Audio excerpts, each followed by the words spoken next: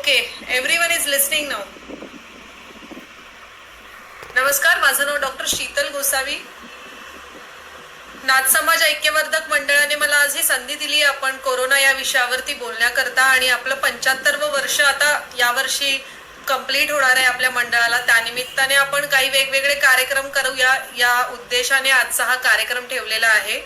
आजच्या कार्यक्रमाचं नाव आहे लिव्हिंग विथ कोविड-19. म्हणजे आता कोरोना कोरोना कोरोना ही सिच्युएशन संपून, म्हणजे मार्च पासून सुरू झालेला हा आजार, आता आपण त्या आजारासोबत जगायला शिकलो आहोत. तर अजून चांगल्या पद्धतीने ज्यांना होऊन गेलाय त्यांनी काय काळजी घेतली पाहिजे आणि ज्यांना झालेला नाहीये त्यांनी काय काळजी घेतली पाहिजे, ह्या दोन्ही मुद्द्यांना धरून आपण आज काही चर्चा करणार आहोत. कोणाला काही प्रश्न असतील तर त्यांनी चॅट बॉक्स मध्ये टाईप करा. आपण या सेशनच्या शेवटी हे सर्व प्रश्नांची उत्तरं घेऊया नक्कीच. आणि फर्स्ट ऑफ ऑल सॉरी, तुम्हाला पीपीटी नाही शेअर करता येते कारण की मी सुद्धा फर्स्ट टाइम फेसबुक लाईव्ह करते आहे. सो ॲज पॉसिबल तुम्हाला थोडंफार इमॅजिन करावं लागतील गोष्टी समजण्याकरता. तर लिव्हिंग विथ कोविड-19 विथ अन आयुर्वेदा लाईफस्टाईल, आयुर्वेदाद्वारे आपण कशा पद्धतीने कोविड-19ला टॅकल करू शकतो, त्याच्यासोबत लढू शकतो, याविषयी आपण माहिती घेऊया. माझ्या शिक्षणाबद्दल सांगते. माझं bachelor of Ayurveda medicine and surgery म्हणजे BAMS आणि त्याच्या पुढे MD म्हणजे पोस्ट ग्रॅज्युएशन सुद्धा आयुर्वेदामध्ये झालेलं आहे. त्या व्यतिरिक्त I am a certified sport nutritionist in gym and Joy नावाची माझी एक जिम्नॅस्टिक संस्था आहे नेरुळला. तर आम्ही वेगवेगळ्या स्कूल्समध्ये जिम्नॅस्टिकचे क्लासेस पण घेतो. तर तिथे मी ॲज अ हेड डायटिशियन म्हणून काम करते. त्या व्यतिरिक्त गर्भसंस्कारचे सुद्धा क्लासेस घेते आणि आयुर्वेदा संदर्भात प्रचार प्रसारासाठी खूप वेगवेगळे उपक्रम माझे सतत सुरू असतात. तर तुम्हाला कधी आयुर्वेदाविषयी काही जाणून घ्यायचं असेल तर you all are open to ask me questions about Ayurveda also. So कोविड-19 हा एक इन्फेक्शियस डिसीज आहे. मला वाटतं मराठी कम्फर्टेबल आहे. मी मराठीतूनच सांगेन, इंग्लिशमधून जास्त कळणार नाही किंवा सगळ्यांना इंग्लिश पण येत आहे, पण आपण मराठी आपली मातृभाषा आहे म्हणून आपण इंग्लिश मराठी असं दोन्ही भाषांमध्ये प्रयत्न करूया. Okay. It is an infectious म्हणजे काय तर संसर्गाने पसरणारा आजार. आता या आजाराचं वैशिष्ट्य असं आहे की टिल डेट नो मेडिसिन और थेरपी म्हणजे कोणतंही औषध किंवा थेरपी ने अजूनपर्यंत प्रॉमिसिंग रिझल्ट म्हणजे एकाच एक या पद्धतीने अजूनपर्यंत कोरोनावरती कोणतंही औषध आलेलं नाहीये. तर आता औषध आलेलं नाहीये तर त्याकरता आपण काय करू शकतो, तर बेस्ट पॉसिबल वे आहे प्रिव्हेन्शन, म्हणजे होऊ नये याकरता आपण काळजी घेतली पाहिजे. तर याकरता कोणते बेस्ट वेज आहेत काळजी घेण्याचे, तर असे वेगवेगळे वेज आहेत. ब्रेकिंग द चेन म्हणजे काय, तर ज्याला करोना झालेला आहे त्याच्या संपर्कात येऊ नका, त्याला वेगळं ठेवा, क्वारंटाईन ठेवा, त्याला क्वारंटाईन कराच, पण त्या व्यतिरिक्त सुद्धा त्याच्या संपर्कातल्या ज्या इतर गोष्टी आहेत त्या तुम्ही हाताळू नका. याला म्हणतात ब्रेकिंग द चेन. दुसरं आहे enhancing the individual's body immunity, म्हणजे तुमची रोग प्रतिकारक शक्ती स्वतः वाढवण्यासाठी प्रयत्न करा. ते कशा पद्धतीने करायचं हे मी तुम्हाला पुढे सांगेनच. त्यानंतर आयडेंटिफाईंग द इन्फेक्शन अर्ली, म्हणजे आपल्याला करोना झालेला आहे तर त्याची काही लक्षणं आहेत, ती लक्षणं पण मी तुम्हाला पुढे सांगेन. तर ही लक्षणं जर आपल्यामध्ये दिसली तर त्वरित डॉक्टरकडे जाऊन हे गोष्ट लपवू नका. काही लोक सोशल स्टिग्मा म्हणजे समाज काय म्हणेल यासाठी या गोष्टी लपवल्या जातात. तर कोणत्याही आजाराचं लक्षण न लपवता तुम्ही डॉक्टरकडे जा, जेणेकरून तुमचं डायग्नोसिस लवकर होईल. तुमचं निदान जर लवकर झालं तर लवकरात लवकर तुम्हाला उपचार घेता येतील आणि बरं होता येईल.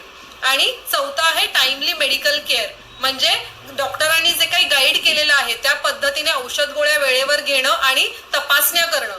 या 4 पद्धतीने आपण या रोगापासून वाचू शकतो. कोणते 4 पद्धती आहेत, तर breaking the chain, enhancing the individual's body immunity, identifying the infection early म्हणजे लवकरात लवकर आजाराबद्दल माहिती करून घेणं, आणि टाइमली मेडिकल केअर. या 4 गोष्टींद्वारे आपण कोरोना सोबत फाईट करू शकतो. तर यामध्ये काही वेगवेगळे ग्रुप आहेत की कोणत्या ग्रुपसाठी काय केअर घेतली पाहिजे. तर पहिला ग्रुप आहे क्वारंटाईन किंवा होम आयसोलेशन, म्हणजे घरीच ज्यांना राहायला सांगितले ते कोरोना पॉझिटिव्ह पण असू शकतात आणि निगेटिव्ह पण असू शकतात. निगेटिव्ह याकरता म्हणजे कोरोना पेशंट जो पॉझिटिव्ह आलेला आहे त्याच्या संपर्कात आलेले लोक पण त्यांच्या टेस्ट केल्यानंतर त्या निगेटिव्ह आल्या आहेत, कारण कारण की ह्या आजाराचा इन्क्युबेशन पिरियड म्हणजे हा आजार डेव्हलप होण्याचा पिरियड हा 2 ते 14 दिवसाचा आहे.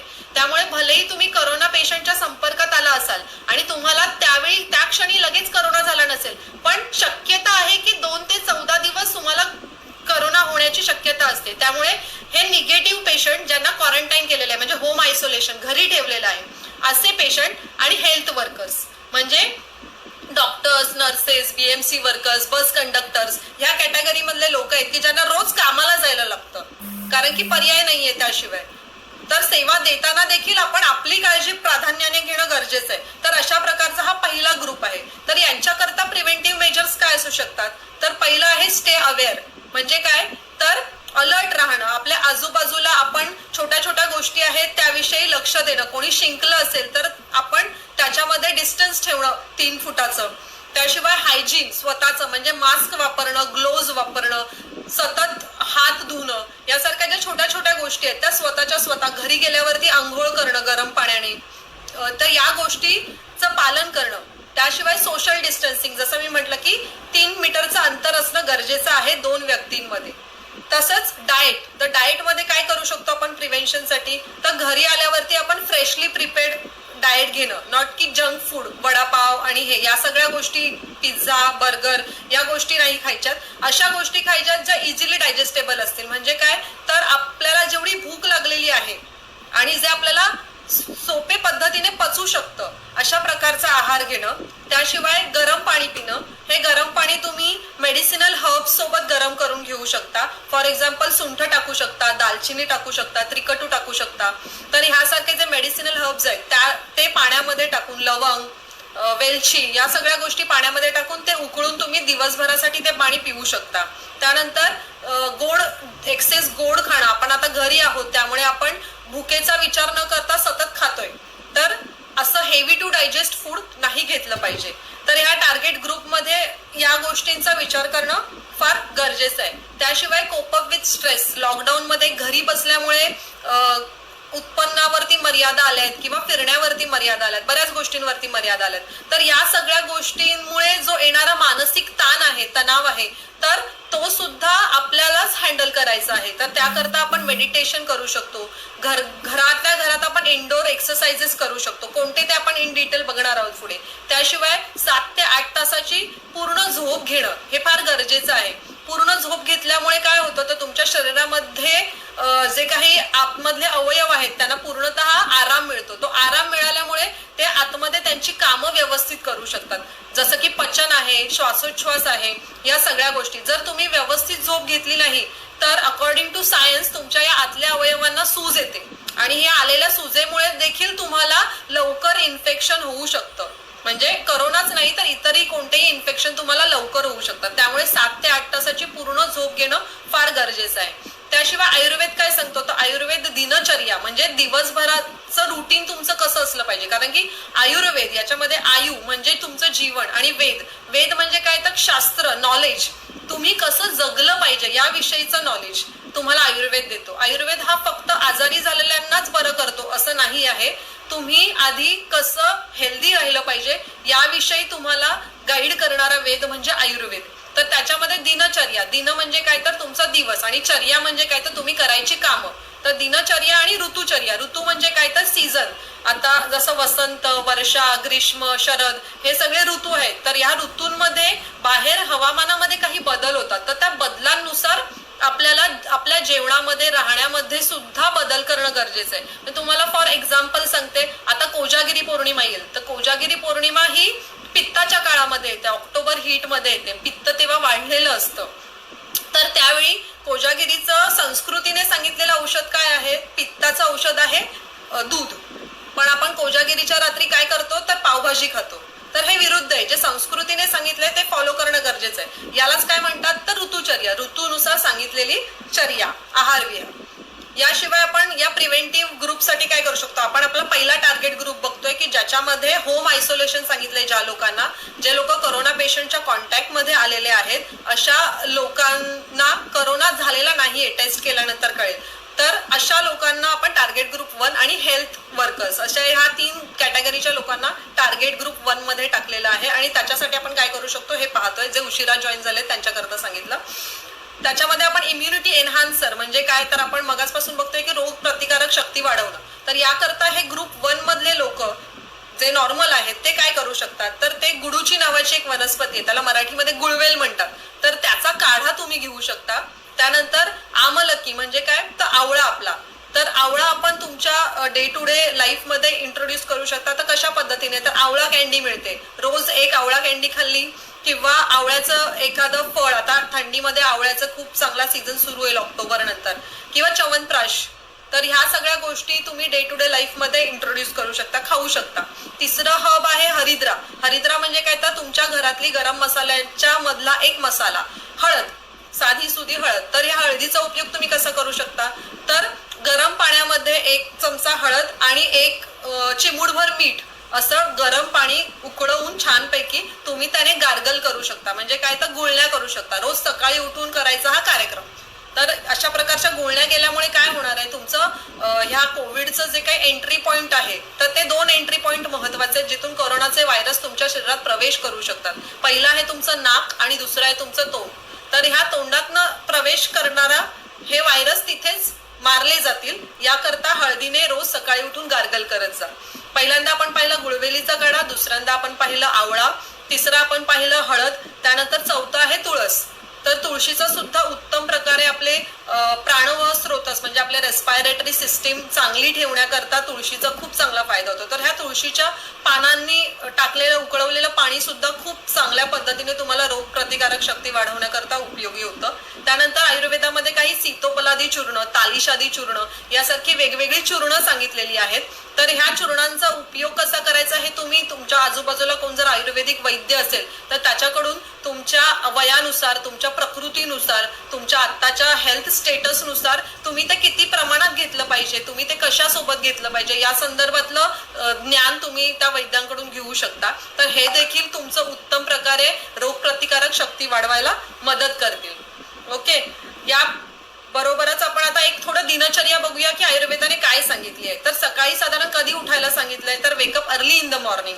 कधी, तर 4:30 ते 5. ब्राह्म्य मुहूर्ते उत्तिष्ठे. ब्राह्म्य मुहूर्त म्हणजे काय, तर 45 मिनिटं सूर्य उगवण्याआधी, त्याला ब्राह्म्य मुहूर्त म्हणतात. या मुहूर्तावरती काय होतं, तर या मुहूर्तावरती ऑक्सिजन हवेमध्ये खूप चांगला असतो. तर हा चांगला ऑक्सिजन आणि वातावरणातली शांतता म्हणजे शरीर आणि मन या दोघांनाही बॅलन्स करणारा हा मुहूर्त आहे. या व्यतिरिक्त सर्कॅडियम रिदम नावाचं एक घड्याळ आहे, याच्यासाठी 3 शास्त्रज्ञांना नोबेल प्राइज मिळालं होतं. तर आपल्या शरीरामध्ये एक पिनियल ग्लँड नावाची एक ग्रंथी असते, त्याच्यामध्ये जसं आपण बाहेरचं घड्याळ असतं तसं शरीरामध्ये पण एक घड्याळ असतं.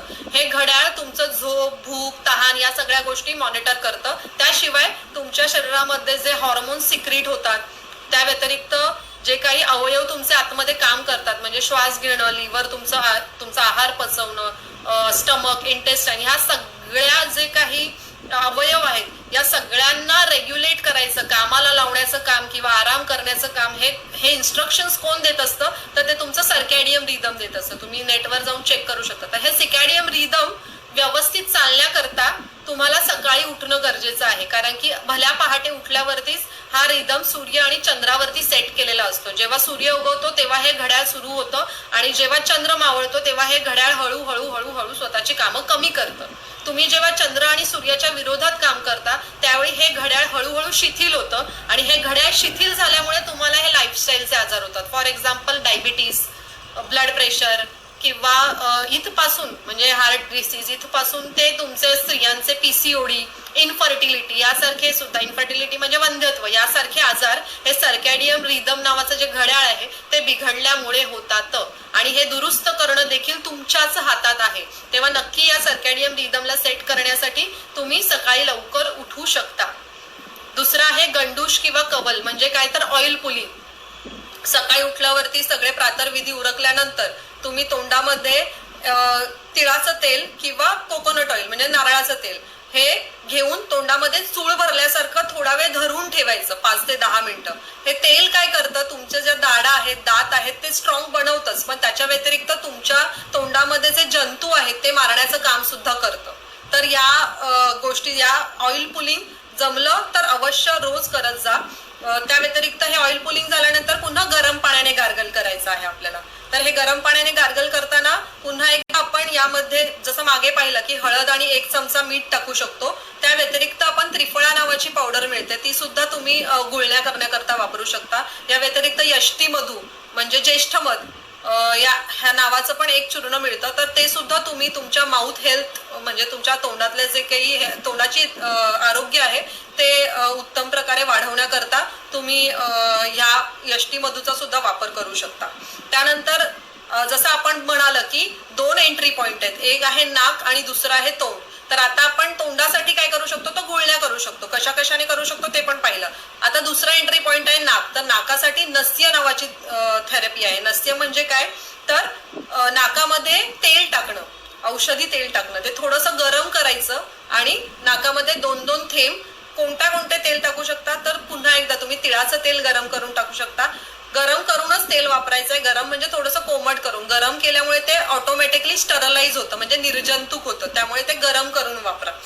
तर त्यावेळी आपण सीसम ऑइल म्हणजे तिळाचं तेल वापरू शकतो, खोबरेल तेल वापरू शकतो, गाईचं तूप वापरू शकतो. ते गरम करून 2-2 थेंब रात्री झोपताना सकाळी उठल्यावरती तुम्ही नाकामध्ये टाकू शकता. अनु तेल नावाचं तेल मिळतं. त्याशिवाय पंचेंद्रिय वर्धन नावाचं तेल मिळतं.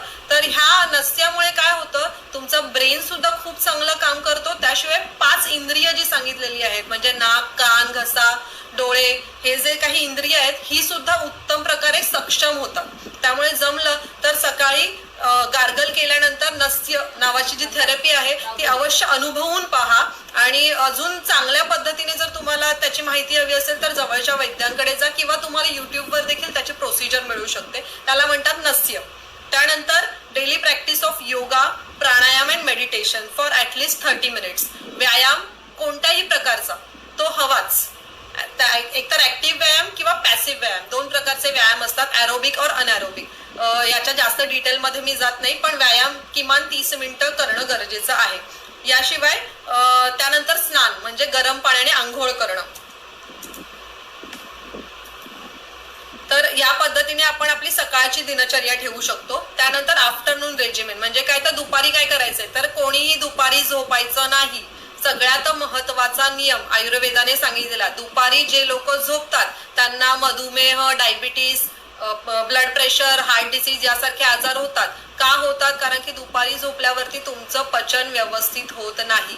म्हणून कधीही दुपारी झोपायचं नाही. एकदा पचन बिघडलं तर तुमची पूर्ण बॉडी पचनातून जो काही आहार रस तयार होतो तो आहार रस पॉइझन म्हणून तयार होतो. तो आहार रस तुम्हाला हेल्थ देत नाही, न्यूट्रिशन देत नाही. तो तुम्हाला हळूहळू विष जसं थेंब थेंब थेंब थेंब वाढतं आणि वेगवेगळे आजार होतात. त्या पद्धतीने त्याला आयुर्वेदामध्ये आमविष म्हटलेलं आहे. तर आमविष तयार होतं. त्यामुळे कधीच दुपारी झोपायचं नाही. तर या व्यतिरिक्त आपण काय करू शकतो, दुपारी न झोपता आपण स्वतःला involve your self in recreational activities म्हणजे स्लीपिंग, वॉचिंग टीव्ही और एनिथिंग एल्स, तुम्हाला जे आवडतं त्या कामामध्ये तुम्ही स्वतःला एंगेज करू शकता. त्यानंतर इव्हिनिंग रेजिमेंट, पुन्हा एकदा रात्री झोपण्यापूर्वी तुम्ही काय करू शकता, तर मेडिटेशन किंवा प्राणायाम करू शकता. कोणकोणत्या प्रकारचे ते मी तुम्हाला ऍट द एंड सांगेन. मेडिटेशन मध्ये तुम्ही एकतर ध्यान धारणा, जप किंवा त्राटक नावाचं एक मेडिटेशन आहे ज्याच्यामध्ये मेणबत्ती लावून तुम्ही फोकस करायचं असतं त्या दिव्यावरती. तर या प्रकारचे मेडिटेशन आणि प्राणायाम मध्ये सुद्धा तुम्ही अनुलोम विलोम नावाचा साधा प्राणायाम आहे, तिथपासून ते तुम्ही शीतली, भ्रामरी, भ्रस्त्रिका, कपालभाती यासारखे खूप वेगवेगळे व्यायाम प्रकार प्राणायामामध्ये सुद्धा आहेत. पण अनुलोम विलोम हा साधा सोपा व्यायाम आहे. त्याच्या पुढचे जे व्यायाम आहेत भस्त्रिका, भ्रामरी, त्यानंतर कपालभाती, यांना तुम्ही जर योगा टीचर असेल तुमच्याकडे तर त्याच्या गायडन्सने हे व्यायाम करा. स्वतः कोणतेही प्रयोग करू नका, कारण की याच्यामध्ये इंडिकेशन पण आहेत तसे कॉन्ट्रा इंडिकेशन पण आहेत. म्हणजे किती वेळ करावा, कोणी करावा, तर ह्या सगळ्याचे जे काही नियम आहेत ते जाणून घेणं फार महत्वाचं आहे. तर या पद्धतीने आपण संध्याकाळचं तुमचं डेली रुटीन ठेवू शकता. त्यानंतर डाएट फार महत्वाचं आहे. तर या पद्धतीने आपण संध्याकाळचं तुमचं डेली रुटीन ठेवू शकता. त्यानंतर डायटेटिक रूल्स म्हणजे काय, तर कधी खाल्लं पाहिजे, जेव्हा भूक लागेल तेव्हाच खा आणि जेव्हा तहान लागेल तेव्हाच पाणी प्या. शरीर हे खूप चांगलं यंत्र आहे, त्याला जे पाहिजे ते मागतं तेव्हाच द्या. अननेसेसरी त्याला फीड करू नका. Always take fresh and warm diet, गरम जेवा आणि शक्यतो जेवणामध्ये गाईच्या तुपाचा रोज वापर करावा. त्यानंतर रात्रीचं जेवण जे आहे तर ते जेवण आणि झोपणं याच्यामध्ये 3 तासाचं अंतर असावं. म्हणजे रात्रीचं जेवण हे साधारण तुम्ही 7 ते 8च्या दरम्यान करणं गरजेचं आहे. जसं मी मागे तुम्हाला रेफरन्स दिला सर्कॅडियम रिदम म्हणजे शरीराचं घड्याळ, त्या घड्याळानुसार तुम्ही संध्याकाळी 7 ते 8 सूर्यास्ताच्या वेळी जेवणं गरजेचं आहे. त्यानंतर sleep at least 2 to 3 hours after dinner म्हणजे जेवणानंतर 3 तासांनी 4 तासांनी जेव्हा आतमधले अवयव तुमचं पचनाचं काम, आतमधला जो मिक्सर आहे तो व्यवस्थित तुमचा आहार रस तयार केल्यानंतर तुम्ही झोपायचं आहे. जेवल्यानंतर लगेच झोपलात तर आतमधले अवयव देखील झोपतात आणि त्यामुळे काय होतं तर आतमधल्या अवयवांना सुद्धा आरामाची गरज असते. मग तुम्ही जे जेवता ते तसंच पडून राहतं. जशी कालची पोळी आज खराब होते, कुजते आणि त्याच्यामुळे वेगवेगळे गॅसेस तयार होतात. तर शरीरामध्ये सुद्धा त्याच पद्धतीने तुम्ही जेवल्यानंतर झोपल्यामुळे ते जेवण पचत नाही आणि ते न पचलेलं जेवण दुसऱ्या दिवशी जेव्हा तुम्ही उठता त्यावेळी तुम्हाला ऍसिडिटी होते, आंबट पाणी होतं. तर हे का होतं? कारण की तुमचं कालचं जेवण पचलेलं नसतं. त्यामुळे जेवणं आणि झोपणं याच्यामध्ये 3 तासाचं अंतर पचनाकरता गरजेचं आहे. तर ही रात्रीची चर्या. त्या व्यतिरिक्त आपण घरी काय करू शकतो तर धूपन नावाची प्रक्रिया आहे. धूपन म्हणजे काय तर फ्युमिगेशन. घरामध्ये तुम्ही दररोज संध्याकाळी धूप लावू शकता. पूर्वीच्या काळी अग्निहोत्र नावाची एक कन्सेप्ट होती. म्हणजे घरामध्ये गोवऱ्या जळल्या जायच्या, त्याच्यावरती भीमसेनी कापूर, त्यानंतर जटामांसी किंवा मोहरी, निंबाची पानं, निंबाच्या काड्या, त्यानंतर गुगुळ किंवा राळ या सगळ्या गोष्टी टाकून धूपन केलं जायचं. तर रोज तुम्ही घरामध्ये संध्याकाळी हे धूपन करा, जेणेकरून कारण की करोना हा हवेतला व्हायरस आहे. तर त्या हवा जेव्हा निर्जंतुक होईल आणि शुद्ध होईल त्यावेळी तो तुमच्यापर्यंत पोहोचू शकणार नाही. तर रोज शक्य झालं तर घरामध्ये हा अशा प्रकारचा धूप जर तुम्ही केला तर ते करोनाचे हवेतले जे जंतू आहेत ते तिथल्या तिथे नष्ट व्हायला मदत होऊ शकते. त्यामुळे आपण धूपण रोज अदर थिंग्स मध्ये करू शकतो. म्हणजे आपल्या शरीरा व्यतिरिक्त आपल्या घरामध्ये ला सगळ्यांच्या काळजी करता आठवणीने रोज धूप करायला हरकत नाही. ह्या गोष्टी आहेत ना, ह्या आपल्या संस्कृतीने देवाला धूप लावा किंवा देवासाठी अगरबत्ती लावा, तर या छोट्या छोट्या गोष्टी आहेत ना त्या खूप पूर्वीपासून आपल्याकडे आलेल्या आहेत. फक्त आपण त्या रिलिजियसली फॉलो करत नाही. तर आता आपण नमस्ते संस्कृती आणि धूप लावायची संस्कृती पुन्हा एकदा सुरू करू शकतो. So always proud on your संस्कृती. आपली भारतीय संस्कृती खरंच खूप ग्रेट आहे आणि त्याने जे नियम घालून दिले ते सुद्धा खूप ग्रेट आहेत. आता या पद्धतीने आपण पहिला ग्रुप पाहिला. आता आपण दुसऱ्या ग्रुपकडे जाऊया. दुसऱ्या ग्रुपमध्ये कोणते लोक येतात तर subject with mild moderate symptom म्हणजे ज्यांना करोनाची थोडीफार किंवा जास्त किंवा सिव्हिअर लक्षणं आहेत किंवा कोमॉर्बिड म्हणजे काय तर करोना सोबत ज्यांना डायबिटीस आहे, बीपी आहे, हार्ट डिसीज आहे किंवा न्यूमोनिया आहे किंवा तुमच्या फुफ्फुसांचे काही आजार आहेत, लिव्हरचे काही आजार आहेत, किडनीचे काही आजार आहेत, याला म्हणतात कोमॉर्बिड.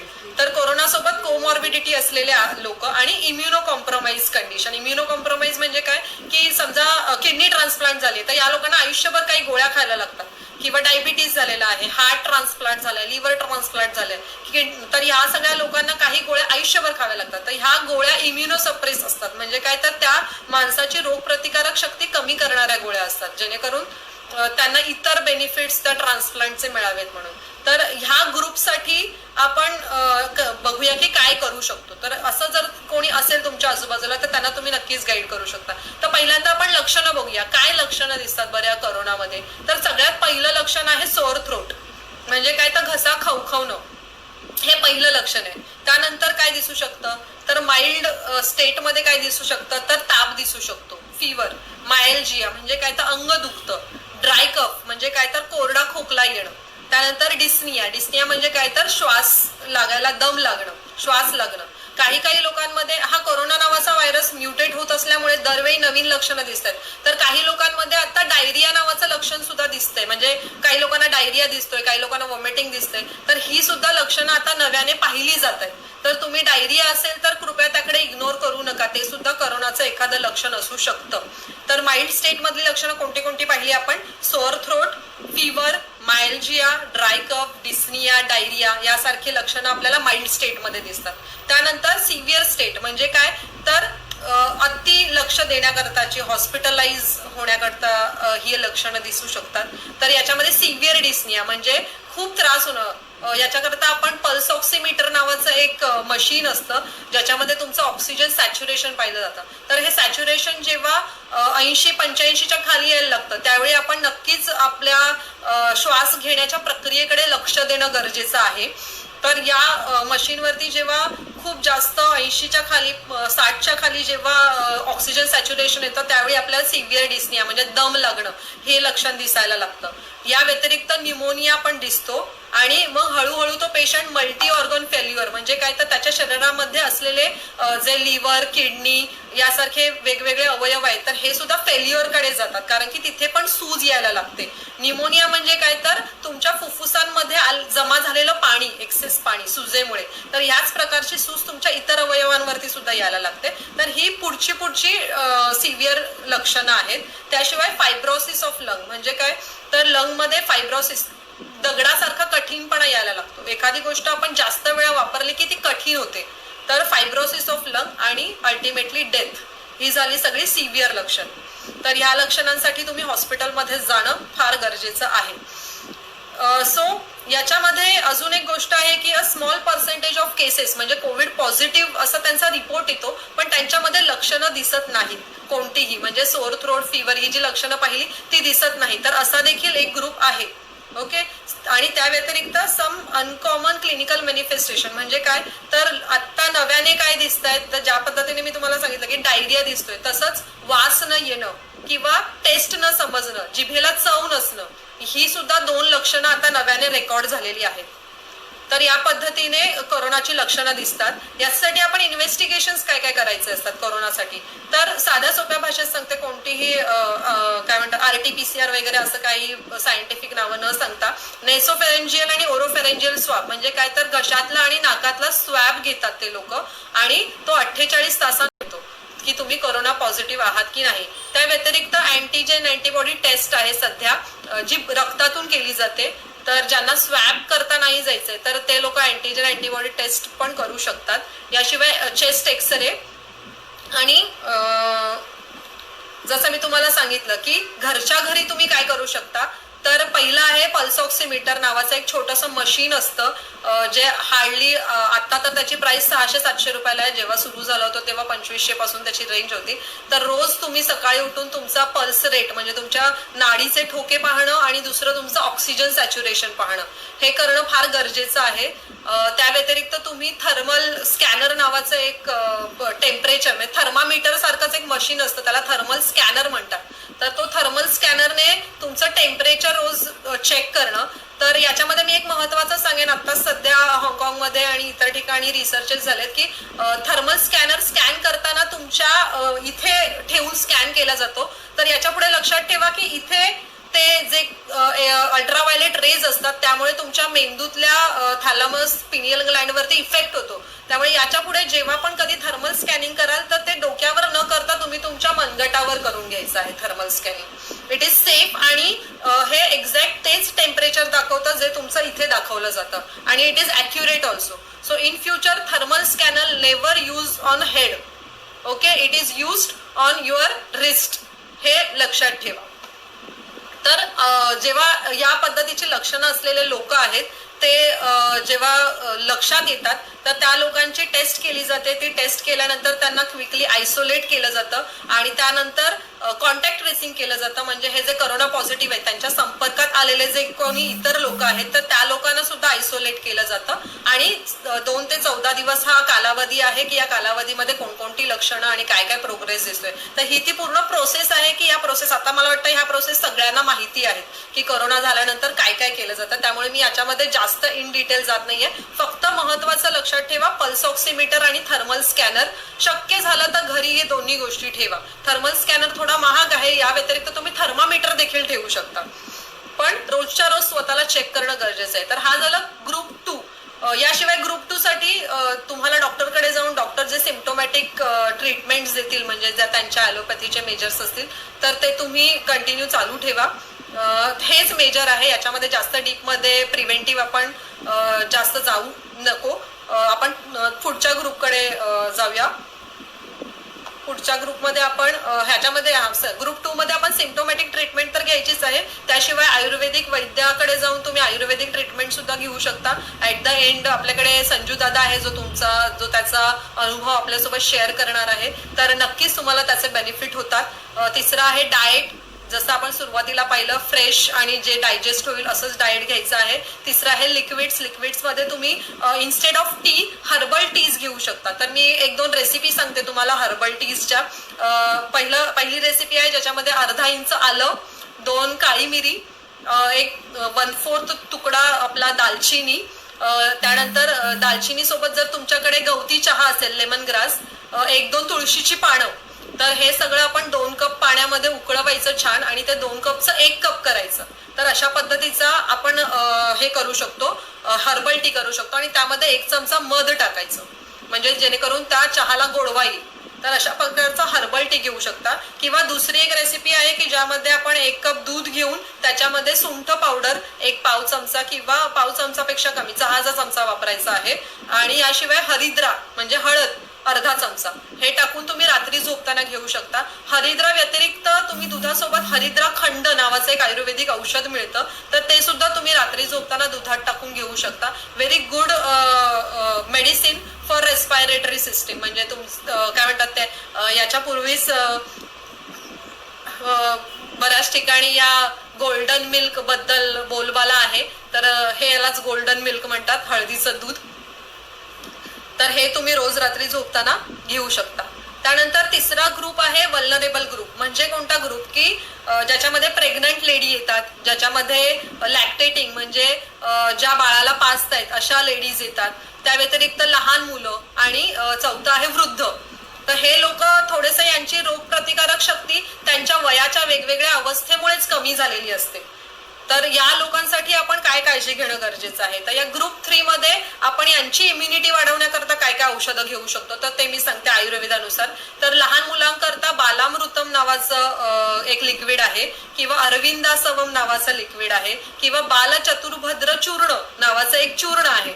तर ह्या सगळ्या गोष्टी तुम्ही तुमच्या आयुर्वेदिक वैद्यासोबत डिस्कस करून घेऊ शकता. किंवा मी एक बेसिक औषधांसाठीचा नियम सांगते की जर समजा 5 वर्षाखालील मूल असेल तर त्याला 1/4 म्हणजे चहाचा चमचा जो आहे तो पाव चमचा तुम्ही बालचतुर्भद्र चूर्ण, किंवा जर लिक्विड असेल तर अगदीच ते 2 ml आणि इक्वल अमाऊंट ऑफ वॉटर, या पद्धतीने तुम्ही लहान बाळांना बिलो 5 इयर्स देऊ शकता. जर ते बाळ 5 ते 10 वर्षाच्या मध्ये असेल तर अर्धा चमचा असा त्याचा डोस आहे, आणि जर 10 ते 15 वर्षाचा असेल तर 3/4 चमचा किंवा 1 चमचा यानुसार त्याला द्यायचा आहे. आणि 15 वर्षावरील असेल तर तुम्ही मोठ्या माणसांना जे डोस चालतात ते तुम्ही देऊ शकता. तर हे जे सगळे चूर्ण किंवा लिक्विड आहेत ते तुम्ही जेवणानंतर द्यायचे आहेत. तर अशा पद्धतीने तुम्ही लहान मुलांमध्ये या औषधांचा वापर करू शकता. आता दुसरा ग्रुप आपण जो डिस्कस करणार आहोत तो हा प्रेग्नंट लेडीज, म्हणजे ज्या गरोदर बायका आहेत, आणि दुसरं म्हणजे लॅक्टेटिंग वुमन, म्हणजे ज्या लहान मुलांना फीड करतात म्हणजे दूध देतात. तर अशांसाठी मी सांगेन एक प्रिकॉशनरी नोट की डॉक्टरांच्या सल्ल्याने, आयुर्वेदिक वैद्याच्या सल्ल्यानेच त्याचं किती प्रमाण आहे ते घ्यायचं आहे, आणि त्यातलं कोणतं योग्य आहे ते सुद्धा तुम्हाला डॉक्टरच सांगतील.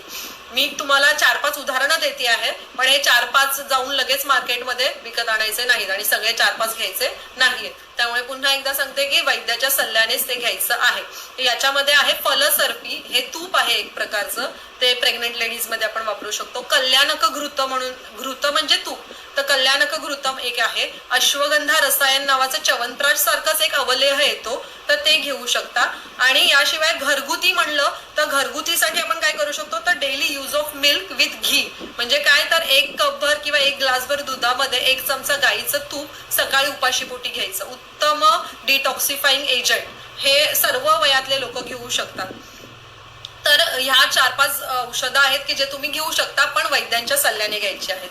त्यानंतर रसायन म्हणजे काय, तर रिज्युविनेशन, रोगप्रतिकारक शक्ती वाढवणारे औषधं. तर आपण याच्यापूर्वी चिल्ड्रन्स मध्ये पाहिलं, त्यानंतर प्रेग्नंट वुमेन मध्ये पाहिलं, आता आपण जेरियाट्रिक म्हणजे काय, तर जे वृद्ध लोक आहेत तर त्यांच्याकरता रसायन म्हणून काय वापरू शकतो, तर च्यवनप्राश नावाचा अवलेह आहे. अवलेह म्हणजे च्यवनप्राशचं जे स्टिकीनेस आहे त्याला अवलेह म्हणतात आयुर्वेदामध्ये, तर च्यवनप्राश घेऊ शकता तुम्ही. त्याशिवाय अश्वगंधा अवलेह म्हणून मिळतो, सेम च्यवनप्राश सारखंच असतं. ब्राह्म्य रसायन म्हणून मिळतं, ते पण च्यवनप्राश सारखंच असतं. आणि याशिवाय daily use of milk with ghee. पुन्हा एकदा सांगते, च्यवनप्राश घ्यायचं असेल किंवा हे जे बाकीचे अश्वगंधा वगैरे अवलेह आहेत ते तुमची प्रकृती, तुमचं वय याच्यानुसार त्याचं प्रमाण ठरतं. पण इन जनरल प्रमाण आहे 1 चमचा सकाळी उपाशीपोटीच घ्यायचे असतात कोणतेही रिज्युविनेशन करणारी द्रव्य म्हणजे औषधं. तर 1 चमचा तुम्ही दुधासोबत घेऊ शकता च्यवनप्राश घ्यायचं असेल तर. पुन्हा एकदा, हे जे काही रोगप्रतिकारक शक्ती वाढवणारी औषधं आहेत त्याच्याकरता तुमची अग्नी म्हणजे तुमची पचवण्याची ताकद चांगली असणं गरजेचं आहे. त्यामुळे तुमचं अग्नी कसं आहे हे तुम्हाला तुमचा वैद्य सांगू शकतो. तो जास्त तीव्र आहे, तो कमी तीव्र आहे, पचवू शकतो की नाही हे बघूनच च्यवनप्राश खायचा आहे. जर चुकीच्या पद्धतीने च्यवनप्राश, अश्वगंधा अवलेह यासारखे रोगप्रतिकारक शक्ती औषधं खाल्ली तर त्याचे साईड इफेक्ट्स होतात, हे जरूर ध्यानात ठेवा. ओके, सो वृद्ध लोकांसाठी आपण या प्रकारचे अवलेह घेऊ शकतो.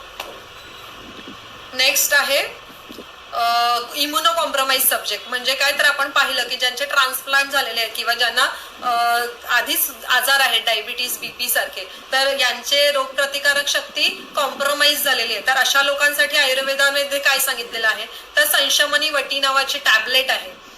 तर ही टॅबलेट तुम्ही 2 गोळ्या सकाळ संध्याकाळ जेवणानंतर घेऊ शकता.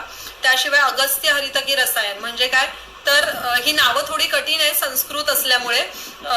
तर ह्यासारखे जे च्यवनप्राश सारखेच हे अवलेह आहेत, तर हे अवलेह तुम्ही 1 चमचा जेवणानंतर सकाळ संध्याकाळ घेऊ शकता. चित्रक हरितकी अवलेह, ब्राह्म्य रसायन, गुडूची रसायन, गुडूची म्हणजे तर गुळवेल. तर ह्यासारखे जे अवलेह आहेत ते कळणं थोडं कठीण आहे, पण तुम्ही जर वैद्याकडे गेलात तर तो तुम्हाला व्यवस्थित त्याचं प्रमाण आणि बाकी सगळ्या गोष्टी लिहून देईल. तर संशमनी वटी एक लक्षात ठेवा की ही कोणीही घेऊ शकतं. आता सुद्धा तुम्ही सुरू करू शकता संशमनी वटी. ओके, तर ह्या सगळ्या गोष्टी आपण जे मेजर डेलिकेट ग्रुप आहेत त्यांच्याकरता आपण पाहिले की त्यांची रोगप्रतिकारक शक्ती वाढवण्याकरता आपण कोणकोणती औषधं घेतली पाहिजेत. आता आपण बघूया पोस्ट ट्रीटमेंट म्हणजे जो चौथा ग्रुप आहे, ज्यांना कोरोना होऊन गेला आहे आणि आता बरे झाले आहेत असं म्हणायला हरकत नाही, कारण की अजूनही त्यावरती रिसर्चेस सुरू आहेत. कोरोना झाल्यानंतर देखील तुमची टेस्ट निगेटिव्ह आल्यानंतर देखील तुम्हाला कोरोना होऊ शकतो. त्यामुळे मला कोरोना होऊन गेला, आता मी फ्री आहे, अजिबात अशा भ्रमामध्ये राहायचं नाही. The growing number of recoveries म्हणजे काय, तर कोरोनामधून बाहेर आलेले comes with a growing number of questions. अजूनही यावरती रिसर्च सुरू आहेत about what it means to overcome कोविड-19. कोविड-19 मधून ओव्हरकम होणं, बाहेर येणं म्हणजे काय, याविषयी अजूनही शास्त्रज्ञांमध्ये सर्च चालू आहे. कशा कशा गोष्टींवरती सर्च चालू आहे, तर पेशंट्स कॉन्टॅजियसनेस, बरा झालेला पेशंट पुन्हा कोरोना पसरवू शकतो का याविषयी अजूनही योग्य माहिती म्हणजे रिसर्चेस सुरू आहेत. त्यानंतर subsequent immunity of the disease, एखादा रोग होऊन गेल्यानंतर रोगप्रतिकारक शक्ती डेव्हलप होते, त्याला IgG आणि IgM अँटीबॉडीज असं म्हटलं जातं. तर ह्या किती दिवसात तयार झाल्यात आणि त्या तयार झाल्यानंतर त्या रुग्णाला म्हणजे ज्याला कोरोना होऊन गेलाय त्याला किती दिवस पुढे वाचवू शकतात. जसं आपण लहान बाळाला BCG ची लस देतो, हेपेटायटिस बी ची लस देतो, तर ते लहानपणी दिल्यानंतर ती आयुष्यभर तुम्हाला ती अँटीबॉडीज तो रोग होऊ देत नाही. तर या पद्धतीनेच कोरोना होऊन गेल्यानंतर तुमच्या शरीरात ज्या अँटीबॉडीज तयार झालेल्या आहेत त्या खरंच तुम्हाला किती दिवस वाचवू शकतात कोरोना न पुन्हा होण्यापासून, याविषयीचे रिसर्चेस अजून सुरू आहेत.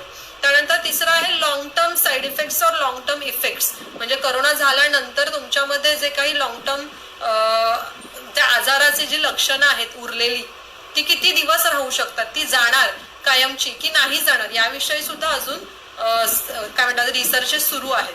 तर much about the aftermath of the illness remains unclear, अजूनही अनक्लिअर आहे as per the WHO guidelines, और अननोन म्हणजे माहित नाहीयेत, और there is even uncertainty about the term recover, म्हणजे रिकव्हरी झाली आहे याबद्दल अनसर्टिनिटी आहे in the corona virus context असं WHO म्हणते. According to the ministry of health discharge policy of कोविड-19 केसेस, आता डिस्चार्ज कोणत्या बेसिसवरती मिळतो कोरोना पेशंटला, तर a patient is discharge only after 2 samples test negative within 24 hours, म्हणजे 14 दिवस कंप्लीट झाल्यानंतर त्याचे 2 सॅम्पल्स घेऊन ते निगेटिव्ह आले पाहिजेत. There is evidence of chest radiographic clearance, म्हणजे काय तर तुमचा एक्सरे क्लिअर असणं गरजेचं आहे चेस्टचा. And viral clearance in respiratory samples, म्हणजे काय तर तुमचे जे स्वॅब घेतले जातात सुरुवातीला ते नंतर त्या स्वॅबमध्ये करोनाचे विषाणू नसणं, ह्या 2 गोष्टींच्या आधारावरती तुम्हाला डिस्चार्ज दिला जातो according to the ministry of health. So early evidence suggests that coronavirus victims may experience lingering health effects of COVID-19 even after testing negative. So negative झाल्यानंतर सुद्धा आपण आपल्या काळजी घेणं, आपली रोगप्रतिकारक शक्ती वाढवणं, आपली लाईफस्टाईल चेंज करणं फार गरजेचं आहे. सो मेडिकल एक्सपर्ट्स इन हाँगकाँग who have observed discharged COVID-19 patient report that patients had shortness of breath, म्हणजे डिस्चार्ज झाल्यानंतर सुद्धा त्यांना दम लागण्यासारखी लक्षणं आढळलेली आहेत, म्हणजे तो पेशंट निगेटिव्ह झाल्यानंतर सुद्धा. And may have lost some lung function, म्हणजे तुमच्या फुफ्फुसांचं फंक्शन जे आहे ते कमी झालेलं सुद्धा आढळलेलं आहे. But the researchers were unsure how long those elements would last, म्हणजे लंगचं फंक्शन कमी होणं किंवा शॉर्टनेस ऑफ ब्रेथ म्हणजे दम लागणं, ही जी सगळी लक्षणं आहेत जी निगेटिव्ह कोरोना पेशंट निगेटिव्ह आल्यानंतर सुद्धा दिसत आहेत आजकाल, तर याकडे तुम्ही लक्ष देणं फार गरजेचं आहे. त्याकरताच मी तुम्हाला सांगितलं की पल्स ऑक्सिमीटर सतत तुमच्या घरामध्ये असणं आणि तुम्ही तुमचं ऑक्सिजन सॅच्युरेशन पाहणं गरजेचं आहे.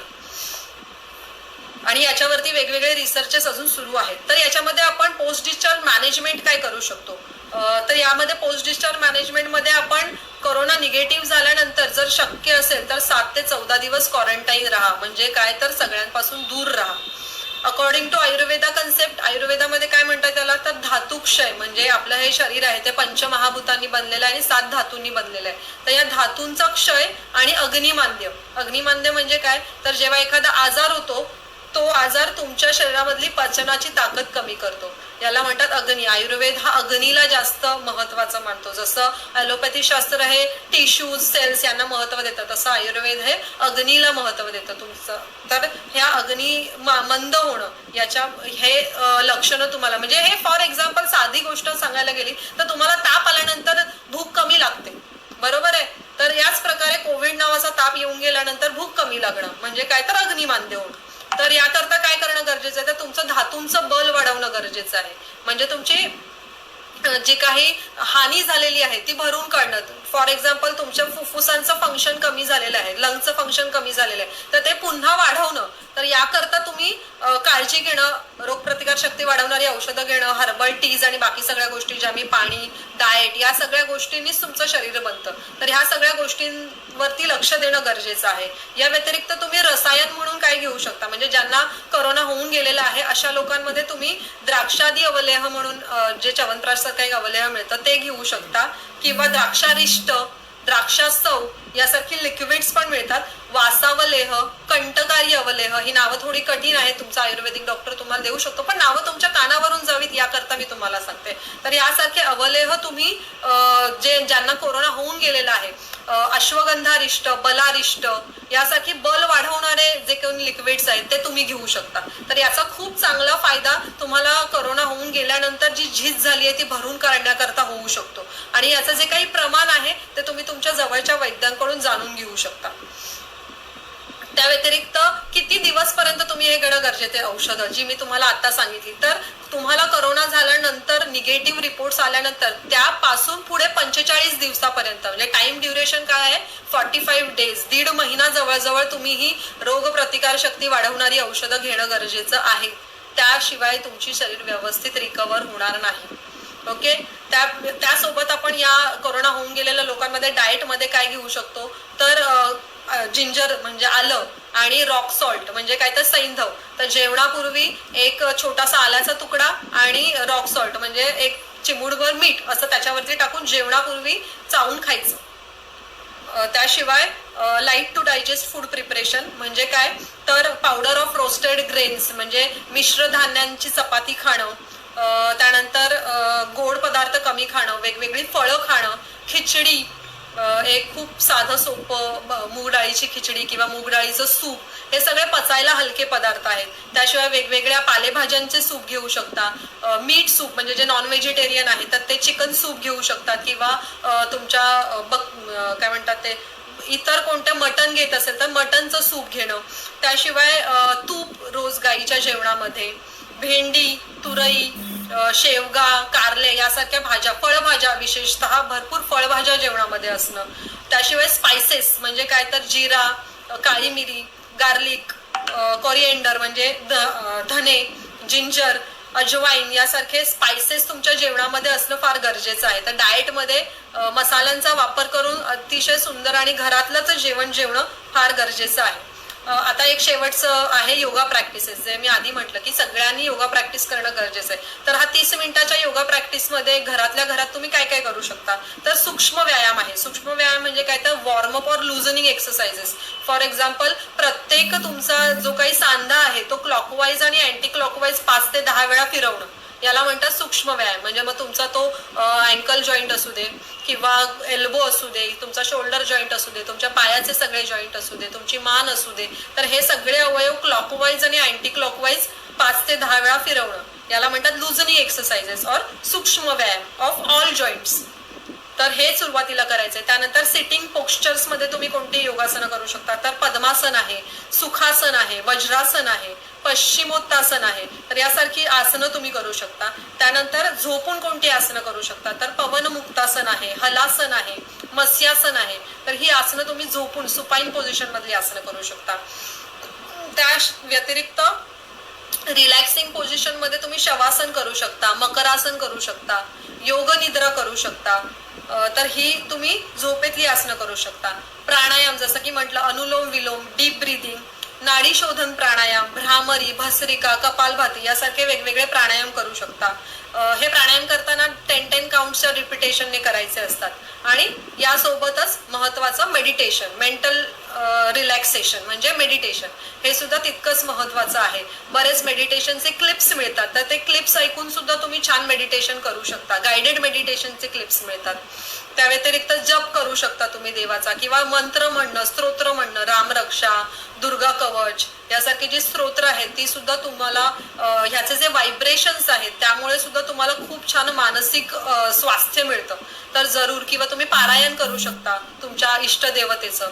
तर ह्या सगळ्या गोष्टींमुळे सुद्धा तुमचं स्ट्रेस लेवल कमी व्हायला मदत होतं. आणि याचे सायंटिफिक रिसर्चेस सुद्धा आहेत की ह्या स्तोत्र आणि मंत्र पठणामुळे तुमच्या ब्रेनमध्ये पॉझिटिव्ह व्हायब्रेशन्स क्रिएट होतात.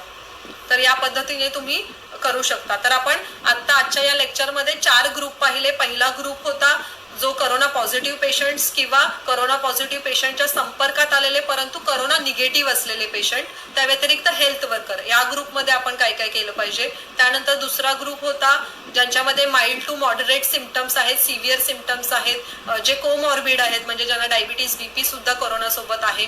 त्या व्यतिरिक्त जे इम्युनो कॉम्प्रोमाइज्ड आहेत, तर अशा ग्रुपसाठी आपण काय काय करू शकतो. तिसरा ग्रुप होता ज्याच्यामध्ये हायली सेन्सिटिव्ह पीपल येतात, म्हणजे प्रेग्नेंट, लॅक्टेटिंग म्हणजे दूध देणाऱ्या स्त्रिया, त्या व्यतिरिक्त लहान मुलं आणि वृद्ध मुलं, यांच्यामध्ये आपण काय काय करू शकतो ते पाहिलं. आणि चौथा ग्रुप होता रिस्टोरेटिव्ह, म्हणजे काय तर ज्यांना कोरोना होऊन गेलेला आहे आणि त्यानंतर काय काळजी घ्यायची आहे, म्हणजे त्यांच्या टेस्ट निगेटिव्ह आल्या आहेत कोरोना होऊन गेल्यानंतर, पण तरीही त्यांनी पुढे 45 डेज काय काळजी घेतली पाहिजे. तर या ग्रुपला आपण उद्देशून काही नियम सांगितले. आणि आता ऍट द एंड ऑफ समरीमध्ये महत्वाचं यूज ऑफ मास्क महत्वाचं आहे. मास्क कधी वापरायचं आहे तर जिथे गर्दी असेल तिथे मास्क वापरा. त्यानंतर हँड सॅनिटायझेशन, वेगवेगळे सॅनिटायझर मार्केटमध्ये आहेत, तर त्याने सतत हात धुणं, सॅनिटायझर पेक्षा सुद्धा जास्त चांगलं हात धुणं हे साबणाने आहे किंवा लिक्विडने आहे. तर ते त्याकरता तुम्ही हँड सॅनिटायझेशन महत्वाचं आहे. सोशल डिस्टन्सिंग और physical distancing to break the chain, healthy and nutritious diet as well as immunity इम्प्रूव्हमेंटसाठी मी तुम्हाला काही आयुर्वेदिक औषधं सांगितली तर त्यांचा वापर करू शकता. And all other general measures, जसं गव्हर्नमेंट तुम्हाला, हेल्थ मिनिस्ट्री, WHO जे गाईड करते ते गाईडलाईन्स नक्कीच मी सुद्धा तुमच्यापर्यंत पोहोचवायचा प्रयत्न करेन. पण तुम्ही सुद्धा त्याबद्दलची माहिती ही ऑथेंटिक साईट्सवरती जाऊन घ्या. कोणत्याही व्हॉट्सॲप किंवा इंस्टाग्राम फॉरवर्ड्सवरती विश्वास ठेवण्यापेक्षा WHO स्वतःची साईट आहे, हेल्थ ऑफ मिनिस्ट्रीची स्वतःची वेबसाईट आहे, तर या वेबसाईटवर जाऊनच त्याबद्दलची ऑथेंटिक माहिती स्वतः देखील घ्या आणि पसरवताना देखील तुम्ही त्या गोष्टीद्वारेच ती पसरवा. सो धन्यवाद मला संधी दिल्याबद्दल, आणि तुम्ही सगळ्यांनी ते छानपणे ऐकून घेतलं. आणि काहीही क्वेरीज असतील तर तुम्ही मला कधीही आता प्रश्न विचारायचे असतील तर विचारू शकता, किंवा आपण माझा नंबर सगळ्यांकडे आहेच, तर तुम्ही पर्सनली मला चॅट करू शकता किंवा मेल करू शकता. ओके, धन्यवाद.